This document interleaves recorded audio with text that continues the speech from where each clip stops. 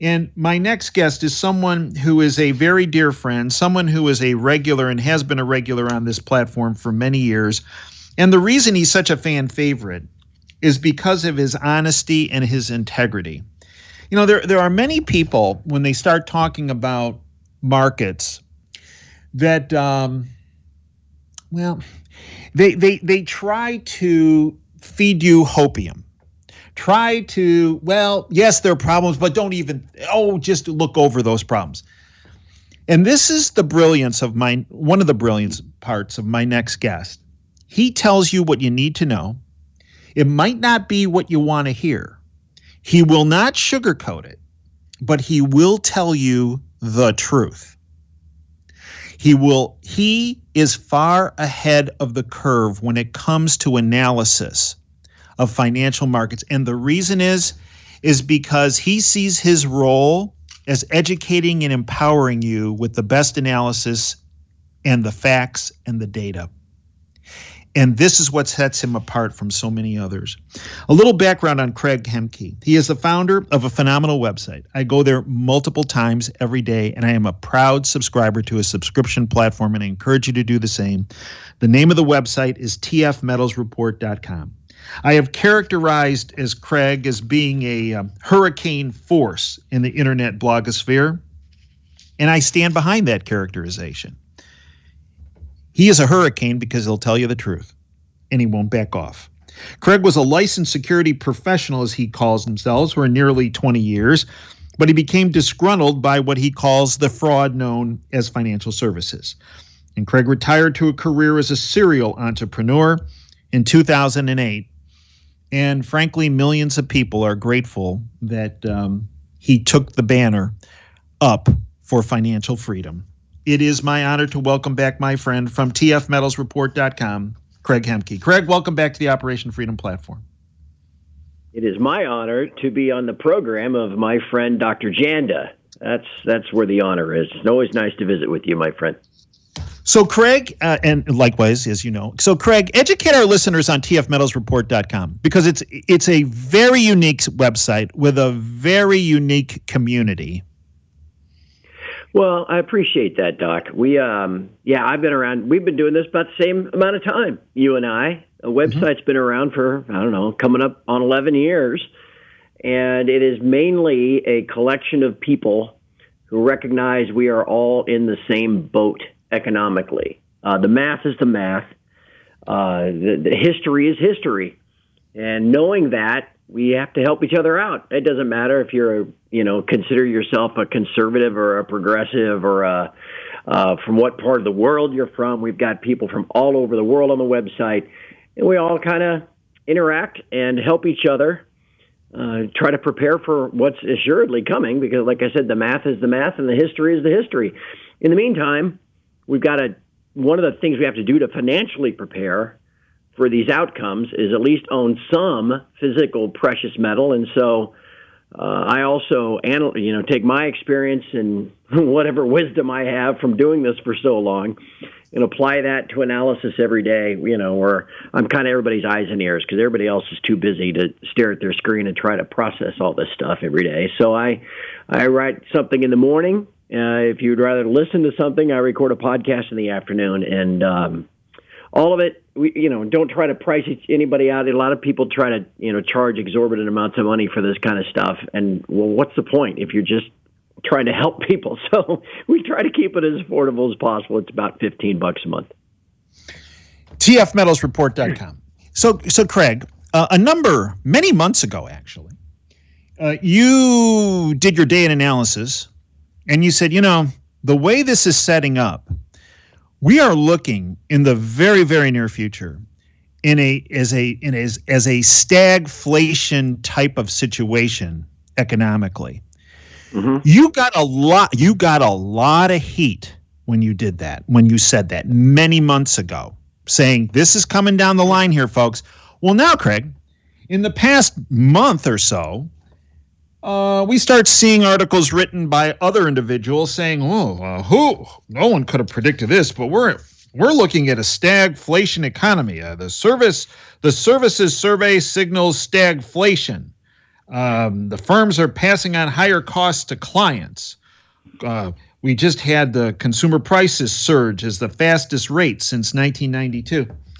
So Craig, how exactly because that's exactly where we are. We're in a stagflationary environment. How in the world did you see this coming when no one else did, number one? And number two, what do people do to protect themselves? Because many people don't remember what happened back in the 70s and 80s when we had a similar type of situation. Well, and again, Doc, that's what I say when the history is the history. Because, again, a lot of folks, and I don't mean to indict large swaths of the population or your listenership, but a lot of folks really, their only frame of reference is what they themselves have experienced. You know what I mean? Mm-hmm. Yeah. And so to ponder a time when the dollar wasn't the sole power of the world economically, or to ponder a time when CNBC wasn't just telling you how great things are on a daily basis. It is kind of inconceivable for a lot of folks because they've never actually seen it with their own two eyes or felt it. They just know what their own personal experience is. And so when the stagflation thing, that's not, I don't know, and maybe people know it was coming, but for whatever message or whatever agenda they were trying to promote, that's not what the message they want to have out there. But, when you have, even by government statistics, 21 million people lose their jobs due to, the COVID lockdowns. Well, those aren't coming back. Some are, some have. 12 million have come back, but companies had to adjust on the fly. They used to have 10,000 square feet of office space for all these employees, and then they figured out, well, you know what, we really don't need that anymore. We got people that don't want to come to work, and we don't need all that space, and we actually don't need all these employees. And so this changed so many things that you could look forward and project and expect to happen, but very few people wanted to put that type of message out there, it seems. And so we're in a stagflationary environment. What's that mean? Kind of stagnant economic growth with inflation. If you're of a certain age bracket that you and I are in, Doc, you will recall the stagflation of the 70s with Gerald Ford and his whip inflation now, and Jimmy Carter talking about the malaise that we all seem to be in. And that was a very challenging time for a lot of people because wages weren't keeping up with inflation and taxes were soaring and all this kind of stuff. And it was really like I said, challenging time for adults, people trying to care for their family and raise their kids and put them through college and take care of their folks, and all that kind of stuff. So you can see this coming. And now what you can also see coming is how the politicians and the bankers and the like are going to try to manage this going forward. Because you're not told how this will work out, again, by Barron's or by Bloomberg. You're going to have to stop and, learn history and think for yourself and see how it's going to work out. And then once you understand that, you can begin to take these steps, like you mentioned, to kind of prepare for it financially. So let's talk about what people should do. Because if we look back into the 70s and very early 80s, when we were in this stagflationary environment, you mentioned precious metals earlier in our interview. Precious metals did quite well. Right. No doubt. Well, look, on a very large sense, I mentioned a few minutes ago, most folks know the U.S. dollar has been the world's reserve currency since the end of World War II. Man, there's really nobody alive left now that remembers a time when it wasn't, right? Mm-hmm. So it's pretty hard to comprehend. Well, this is the way it's always been, so that's the way it's always going to be. No, actually, no. Financial history of the world, going back to Roman times, is you got to have confidence in your currency. Nobody's going to use your currency if they don't have confidence. If they don't have confidence that it has some underlying value, so we use this currency as a measure of account for trade, buy things, whatever. Well, the problem is you start with something you have confidence in because it's backed by something. Typically, it was gold or silver itself, or some type of currency that's backed by gold and silver, or any kind of hard asset. But then the politicians get a hold of it, and the bankers get a hold of it, And they want to create more and more because they can charge more interest and create more debt, and they can come up with social programs and military programs to keep themselves in power and all this stuff. Well, wait a second, we don't have enough hard assets to keep this currency backed, so we'll start to do away with that. We'll cut back on it. Eventually, you have a totally unbacked currency, which is what the dollar is now. It just has a free-floating exchange rate against other currencies that are also unbacked. Okay? And this is what history has taught us. You start on one side of the pendulum with a fully backed something currency so that you have confidence in it, and then it swings all the way over to this other side to where it has no backing, and then eventually no confidence.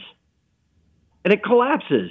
And there are examples, Weimar Germany, the Germany before the Nazis took over, that kind of stuff is one of the most recent examples, or what's gone on in Venezuela. And so then ultimately, in these thousands of years of history, what happens? Well, we got to get some confidence in the currency again. And so we swing all the way back to the other side. Suddenly, it was gradual going one direction, it's sudden going the other way. And we back the currency again with something, to give people confidence. And so with that as a large picture, that's why you own gold and silver, because eventually we're headed that direction again. Maybe not next week, but that's just how it works in history. And so this will be a very interesting week, Doc. I'm sorry, I've been kind of on a monologue here for a couple minutes, but again, the U.S. Federal Reserve Federal Open Market Committee is going to meet this week on Tuesday and Wednesday. On Wednesday, Chairman Powell will come out with a statement and then a press conference, and it's going to be all this, blah, blah, blah, gobbledygook. He's a very good politician, Doc. You ever noticed he says a lot without ever saying anything? Yeah, him and his purple tie. We got to be ready for what he has to say this week. So, what do you believe is in the cards coming out on Tuesday and Wednesday out of the Fed?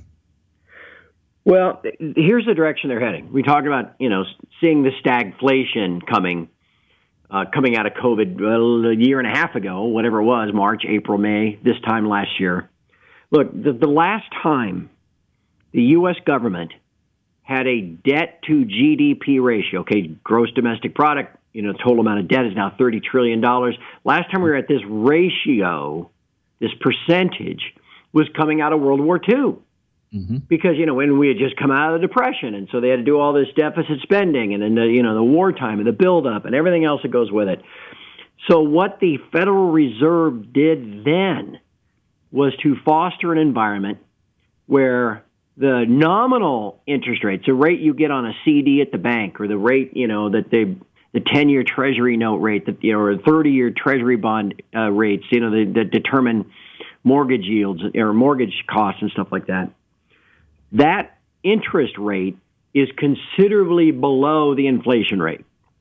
Mm-hmm. So maybe a U.S. government Treasury security pays 2%, but the inflation rate, like we just got last week, is 5%. Mm-hmm. That's called a negative inflation-adjusted rate, or a real rate, some people sometimes call it. And that the Fed pursued this policy from the middle of the 1940s into the middle of the 1950s as a way of trying to grow their way out, get the growth part of that debt to GDP going, to bring it down through all this deficit spending and inflating away some of the debt. That's where they're going to go again. We've been talking about this on my site for a year. They've done it before. They're going to do it. They mentioned they're already studying it, and they're talking about it. It doesn't just come in steps, though. You don't just, inflation doesn't explode overnight, and interest rates don't just settle at a level overnight. They're working everything in that direction. So the thing that you'll watch for the Fed this week is they're not going to come out and say that we want, the interest rate on a certain part of the Treasury curve to be at a certain level. They're not just going to come out and say that, but they will gradually take steps in their policies to make that happen. The first step, and we've been talking about this at TF Metals Report all year, is what the Fed does, a jawbone. Right, Doc? Mm-hmm. They just say things. Yeah, absolutely. And they try to get, without having to have to do anything, they try to get the response they want. They just say things. Well, that's what this word transitory is. I remember a lot of people listening to us have heard this, don't worry about inflation, it's transitory. It's transitory. Everything's They've said that now so many times over the last 9 days. You can't even count how many times the words. Well, why are they saying that? Why are they trying to? Is that the mantra? Remember how Rush Limbaugh used to have the talking points? They'd always have the clips of all the people always saying the same. Everybody's singing from the same songbook. Why? Why is transit? Because if you're a bond investor and you're facilitating all of this debt of the U.S. government and this whole scheme to try to keep it going, you've got to keep interest rates as low as possible for the other reasons, trying to grow yourself out of the debt too. Who's going to buy? Who in their right mind, Doc, would buy a 10-year U.S. government treasury note at 1.5% when the inflation rate is 5%? Mm-hmm. You'd be a fool, right? Because you're losing a guaranteed 3.5% a year on your purchasing power. Over 10 years, that's half. So you buy $10,000 worth of treasury notes today. That buys, by the time you get your $10,000 back, it buys only $5,000 worth of stuff 10 years from now. You've just obliterated your purchasing power. You'd be an idiot to do that. And so bond investors, with inflation where it is, would demand a higher nominal yield to compensate for all of this inflation and loss of purchasing power. So how do you get bond investors? How do you keep the money flowing? How do you keep the demand for the treasuries going so rates stay low? You convince everybody there is no inflation, or what inflation you see is just transitory. Got it? Got it. And that's where we are. And so what you'll see this week is, the transitory thing now is kind of, there's a shelf life on stuff like this, right, Doc? True. I can't tell you forever, it's transitory, what, 5 years from now? Oh, it's just transitory. It can only go on for so long. So that's starting to go. But so the next thing that they're going to talk about this week, and I can say this with confidence because they've already started doing this last month, is everybody knows they're buying this quantitative easing where they're buying $80 billion. The Fed is buying $80 billion of U.S. treasuries a month, creating new cash, buying the treasuries at auction, from the Treasury Department to give the cash to the Treasury Department so they can go spend it as part of the deficit spending. $80 billion. Well, what kind of treasuries are they buying? Well, a lot of them are down there, less than 1 year maturity or less than 2 year maturity. And because they're so focused on that short end of that curve, they're crowding out. And there's only so much supply, so they're crowding everybody out, and rates on the real short end are actually very close to going negative. So what the Fed will do, what you're going to hear this week, is they're going to extend what they call their weighted average maturity of all that bond buying. Mm-hmm. So that they're buying more 5 year, 7 year, and 10 year, and that has an effect of capping the long-term rates, just like the transitory stuff. Pretty cool. That's how they're going to try to do it. And with these announcements this week, Craig, when you look at your data in front of you, what do you see precious metals doing based on these announcements? I know there's so much shuck and jive in this stuff that these guys put out, but what does this mean for the precious metals market? Because many of our listeners have the insurance policies of gold and silver. Well, you touched on a second ago, Doc. If you remember what happened in the 70s when we had stagflation, yep, and we had interest rates may have been 10%, but the inflation rate was 15%. And so you were losing 5% on the year, negative 5% real interest rates. Well, what are we now? Interest rates are 1.5%, but inflation is 5%. That's negative 3.5%. We're in the same spread. The numbers aren't the same, 10 versus 15, 1 versus 5, but the spread is the same. And that's why, because gold now is great competition for owning a treasury, because gold, it may not pay dividend, doesn't pay any interest, but neither do these treasuries, and all of a sudden it's keeping up with your purchasing power better than a treasury, so why not own gold? So gold correlates with these real interest rates. That's why in the 1970s, in this last bit of stagflation and negative real interest rates, gold went from $100 to $900 in 3.5 years.